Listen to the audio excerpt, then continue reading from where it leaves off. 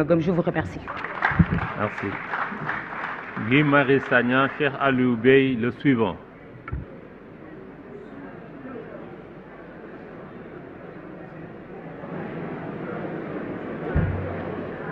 Ok, nuyu naa leen.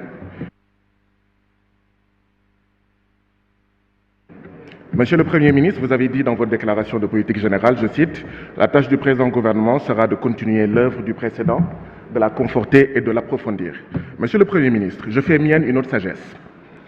La folie, c'est se comporter de la même manière et s'attendre à un résultat différent. Heureusement, les Sénégalais ne sont pas fous parce qu'ils savent les résultats que nous aurons. Chômage, pauvreté, maladie, immigration irrégulière, etc.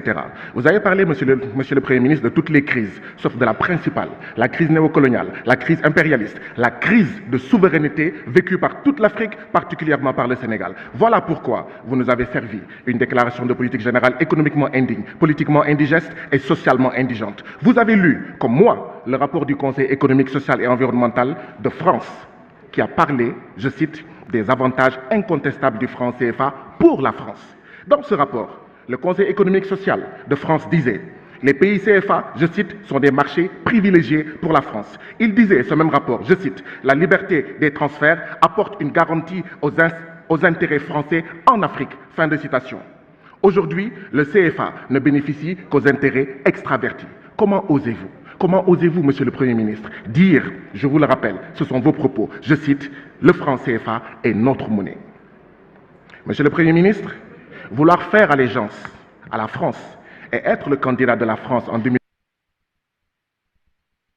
Paris, il y a 2 ou 3 jours de cela, je cite, c'est vos propos, le seul problème entre le Sénégal et la France, c'est qu'il n'y a pas de problème. Nos parents, nos grands-parents, nos arrière-grands-parents, tirailleurs sénégalais, assassinés par centaines en 1944, ici, à Thiaroye, vous écoutent, vous entendent. Les victimes du néocolonialisme français d'hier à aujourd'hui vous entendent et vous regardent, monsieur le Premier ministre. Monsieur le Premier ministre, allégeance à l'impérialisme, le premier problème. Mais il y a un autre problème. Le problème de l'Afrique, c'est aussi des présidents, des ministres, des fonctionnaires milliardaires qui ont détourné, volé l'argent du peuple, le privant de santé, d'édifices, de sécurité, de tout. Or, l'impunité des grands entraîne l'incivisme des petits. Monsieur le Premier ministre, nous n'attendons rien de votre PSE, plan Sénégal emprisonnement, plan Sénégal enchaîné, plan Sénégal exploité. Et Inch'Allah, en 2024, nous allons libérer le Sénégal. Le libérer de la bourgeoisie bureaucratique APR et Benno Bokk Yakaar qui pille ce pays et qui fait piller ce pays par l'impérialisme en général et le français en particulier. En attendant 2024, où nous allons libérer le Sénégal, libérer Pape Alé Niang, libérer Amidia, libérer Mamadou Seck, libérer. La parole est à notre collègue Cheikh Aliou Bey. Cheikh Abdou Mbacké se prépare.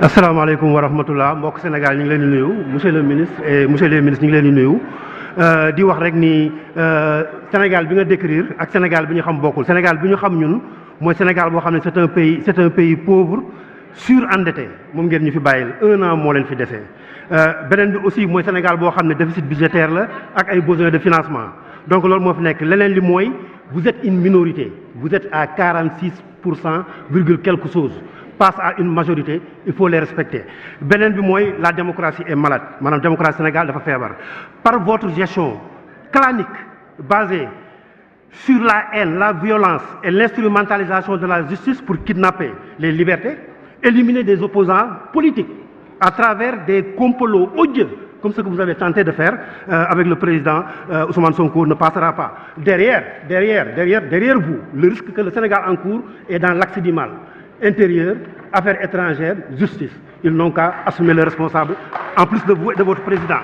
Votre travail par ce président déstabilisateur et démolisseur des institutions, c'est de déstabiliser la cohésion sociale. Le Sénégal est le ridicule ne tue pas.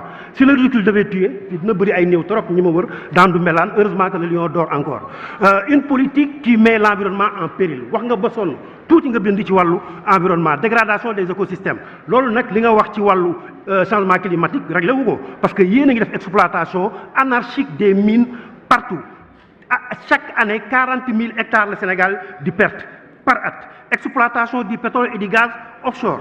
Loolu aussi day indi ay gàllankoor yu bëri ci ay yàq-yàq ci 10% kese yoo ngeen ciy am beneen bi mooy yéen a ngi détruire les fonds marins leneen li aussi mooy que amul benn respect ci écosystème bi te loolu la génération yi yaakaar loolu nga wax ci li ngay wax sànq exploitation des mines ça coûte 3,7% en richesse nationale 13 tonnes d'or soo demee sax boo demee fële Kédougou dëkk bi or bi di génn ñoo gën a pauvre ñoo gën a ñàkk xale ya ñu ngi ci kaso ba Mako yàggul Kédougou jàpp lañ tëj wala ñu jàpp rey loolu rek moo am ci or bi beneen bi mooy 2 millions de tonnes phosphate demal ICS agent yëpp a ngi jooy tonne de 60 tonnes de zircon nga bëgg a yàq diggante Diogo Lompoul ceeb tund Mbawar bu ma dëkk jëm ba Saint-Louis lépp comme ça juste pour des rentes yi nga xam ne amul benn avenir pour nous leneen li ki des mi ngi jëm un peu ci wàllu nappkat yi waxoo si ñoom yow li nga jàpp mooy nooy def ba tasee napp gi parce que boo bëggee def exploitation pétrole ci biir géej gi mu am ay ceinture de sécurité de 500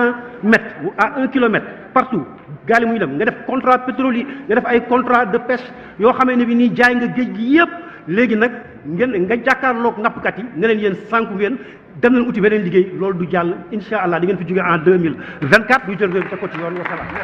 Merci. Cheikh Abdou Mbacké, Ndeye Fatou Guissé se prépare.